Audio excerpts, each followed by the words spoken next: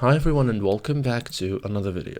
So if you built your site with Hostinger Website Builder but your domain is registered on Google Domains, you can connect them cleanly in 2026 without rebuilding or transferring anything, okay?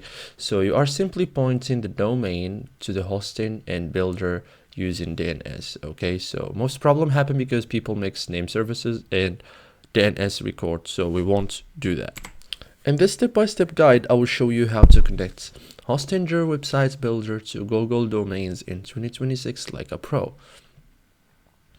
So first thing first, get connection details from Hostinger. So log into Hostinger, go to website, your account should be upgraded, open domains, connect domain. Hostinger will give you one of two methods. Use exactly what they show. So method 1, name services, and method B, a record, which is IP address. Okay, so do not guess, copy exactly.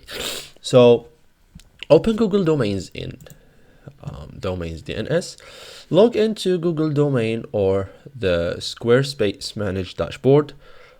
select your domain, open DNS, all changes happen here. Okay, so if Hostinger gave you name services in Google Domain, go to name services, select use custom name services, enter Hostinger's name services, and then save.